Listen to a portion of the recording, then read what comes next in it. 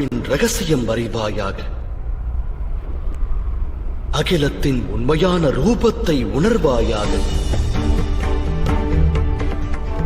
கரை புரளும் கங்கை பிரவாகத்தில் ஒருவன் தன் சிரம் முங்கி எழுவதினால் எதையும் பிராப்தம் பெறமாட்டான். ஆனால் பாவங்களை தொலைத்து நல்வழியை வேண்டி முங்கினால் அவனுக்கு கங்காஜலம் முக்தியை நல்கும். பார்த்தா, சிந்தித்துப் பார் அர்ஜுனா. நீ சங்கடங்களில் உழலப் போகிறாயா, இல்லை சமர்ப்பணத்தால் சமர் செய்யப் போகிறாயா? உண்மையில் மனிதனோடு தொடர்புடையது கர்மங்கள் அல்ல, அந்த கர்மங்களோடு சம்பந்தப்பட்ட ஆசைகளே ஆகும். எவ்வாறு மாதவா? நிகழும் இந்த யுத்தத்தில் நீ வெற்றி மீது ஆசை கொண்டு தோல்வியை தழுவினால் அளப்பரிய வேதனை அகத்தை சூழும். அந்த வேதனை உன்னை ஏனைய காரியங்களை செய்ய தூண்டும். ஆதலால் நீ மறுஜென்மம் எடுப்பாய். ஒருவேளை போரில் வெற்றி பெற்றால் உன்னில் அகங்காரம் ஓங்கும். அந்த அகங்காரம் உன்னில் அகிலத்தை வெல்லும் ஆசையை தூண்டும். ஆதலால் படுகொலைகளைச் செய்வாய், பாவக் கடல்தனில் மூழ்குவாய். சிந்தித்துப் பார். ஒருவேளை நடக்கும் யுத்தத்தில் வெற்றியின் மோகமோ தோல்வியின் பயமோ இல்லாதிருந்தால் யுத்தத்தின் இறுதியில் நீ பெறுவது சுகமா இல்லை துக்கமா? பார்த்தா, சுகமும் அன்று மாதவா, துக்கமும் அன்று. எனில் உன்னுடைய சுகம், துக்கம், வேதனை, நிராசை, அகங்காரத்திற்கு இந்த யுத்தம் காரணம் அல்ல. நிகழும் யுத்தத்தோடு நீ கொண்டிருந்த அளப்பரிய ஆசைகளே அதற்கு காரணமாகிறது.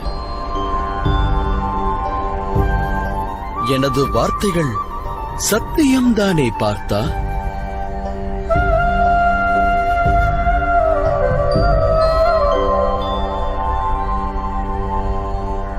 सुख दुखे समे कृत्वा लाभा लाभौ जया जयो ततो युद्धाय युज्यस्व नैवं पाप मवाप्स्यसि.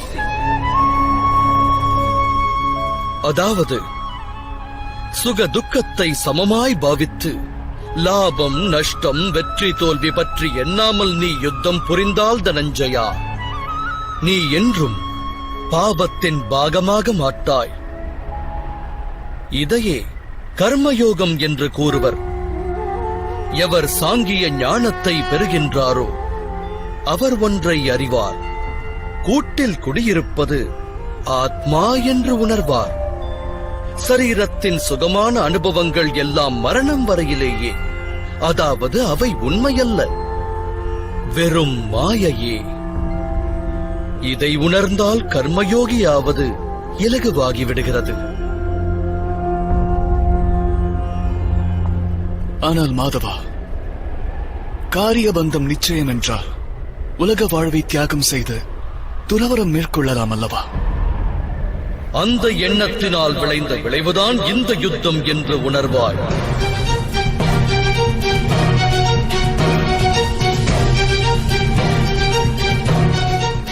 சிந்தித்துப் பார். சத்வ குணங்கள் அனைத்தும் நிறைந்த தர்மத்தை பற்றி அறிந்தோர் கர்மத்தை விட்டு விலகுகையில், அதர்ம எண்ணம் கொண்டோர் கரங்கள் அகிலத்தை எரிக்கத் துவங்குகிறது.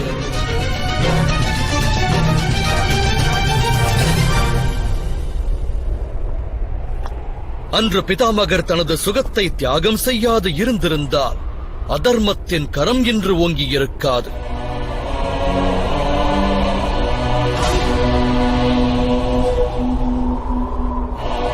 அன்று உனது தந்தை துறவரத்தின் வழி செல்லாது இருந்திருந்தால் உன் தமையரான தர்மசீலர் யுதிஷ்டர் என்று அரசாண்டிருப்பார்.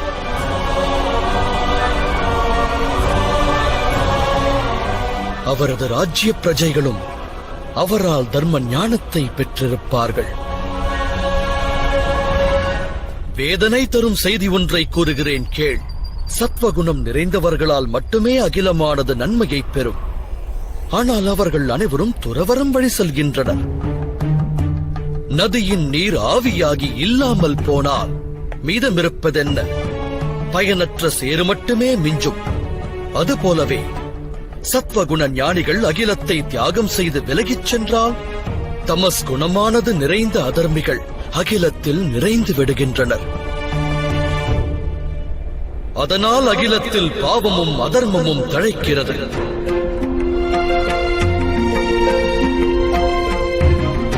அந்த விசித்திர நிலை உருவாகும் போது கர்மயோகி அகண்ட அகிலத்தை காக்க முன் வருகின்றார். ஒரு கர்மயோகி பலன்கள் ஆசைகளை தியாகம் செய்வார், ஆனால் கர்மங்களை தியாகிக்க மாட்டார். அவரை இந்த அகிலத்தில் வாழ்கின்ற சந்நியாசி எனவும் கூறலாம். நற்காரியங்களைச் செய்பவர், அதன் பலன்களை புறக்கணிப்பவர்.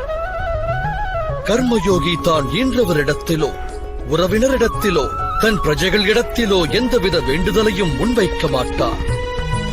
துறவரத்தின் பலன் ஒன்றினை மட்டுமே அவர் பெறுவார். ஆனால் அகிலத்தில் பலனை எதிர்பாராத பணிகளைச் செய்வார். மனிதன் வாரிசுகளின் சுகத்திற்காக உழைப்பவனாக விளங்குகையில் தன் வாரிசிடமிருந்து ஏன் அவன் சுகம் பெறக்கூடாது? மானிடர் வாரிசுகளுக்காக செய்யும் கர்மங்கள் அனைத்தும் வியாபாரமா அல்லது அன்பா? அன்பு மாதவா. எனில் கர்மத்தின் பிரதிபலன் மேல் இச்சை கொள்வது சரியா? எதிர்கால லாபத்தை சிந்தித்தால் அது வியாபாரமாகும் விஜயா. அதில் அன்பிருக்காது. எந்த மனிதன் தன் வாரிசுகளின் எதிர்காலத்தை நல்முறையில் அமைக்கின்றானோ, தன் வாரிசுகளுக்கு அன்பையும் தர்மத்தையும் எடுத்துரைக்கின்றானோ, அவனுடைய வாரிசு மற்ற மனிதரிடம் அன்பினை வெளிப்படுத்த தவறுவதில்லை. வாரிசுகளின் கர்மம் அடுத்தவரிடம் அன்பை வெளிப்படுத்துவதாகிறது. அவரின் கர்மங்களின் மீது ஈன்றவனுக்கு அதிகாரம் இல்லை எனில் அதன் மீது ஆசை மோகம் கொள்வது எவ்வாறு நியாயமாகும்? இது பற்றி மேலும் ஆழமாய் சிந்தித்தால் அதிவிரைவாக ஒன்று விளங்கும். இந்த புவி வாழ்வில் ஆசையும் விருப்பமும் கொள்ள வேண்டிய எதுவும் இல்லை என்ற உண்மையின் தெளிவு பிறக்கும். சிருஷ்டியே பரமாத்மாவானால், மானிடர் அந்த பரமாத்மாவின் அங்கமானால், அணுவும் அசைவது அவனால் என்ற உண்மையும், ஆத்மாவான மனிதன் ஏதுமில்லை என்பதும் விளங்கும். இதுவே கர்மயோகத்தின் மூல சித்தாந்தம் பார்த்தார்.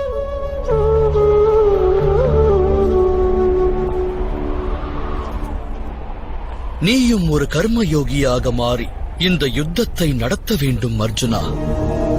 திரைகுண்யா விஷயா வேதா நிஸ்திரைகுண்யோ பவார்ஜுனா நிர்த்வந்த்வோ நித்ய சத்வஸ்தோ நிர்யோக ஷேம ஆத்மவான். முக்குணங்களையும் தியாகம் செய்து நிர்குணனாக பார்த்தா துவந்தத்திலிருந்து முக்தி அடைந்து விடு. சத் என்னும் பொருள் கொண்ட பரமாத்மாவின் மீது மனதை லயித்து வாழ்வின் கர்மங்களை தொடர்ந்து ஆற்று. பிராப்தம் பெற வேண்டும் என்ற இச்சையையும் பிராப்தம் பெற்றதை ரட்சிக்க வேண்டும் என்ற எண்ணத்தையும் வேரோடு தியாகம் செய். உனது ஆத்மாவிற்கு விடுதலை கொடு.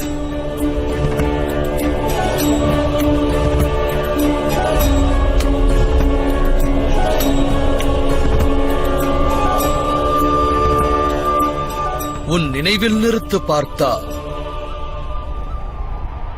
கர்மண்யவாதிகாரஸ்தே மா பலேஷு கதாச்சன மா கர்ம பலஹே துர்பு மாதே சங்கோஸ்தவ கர்மணி.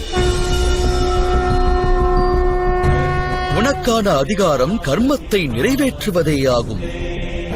பலனானது இறைவனின் கரத்தில் உள்ளது. ஆகையால் கர்மத்தை விட்டு விலகுவதும் உசிதமல்ல, அந்த கர்மத்தின் பலன் மீது ஆசை கொள்வதும் உசிதமல்ல.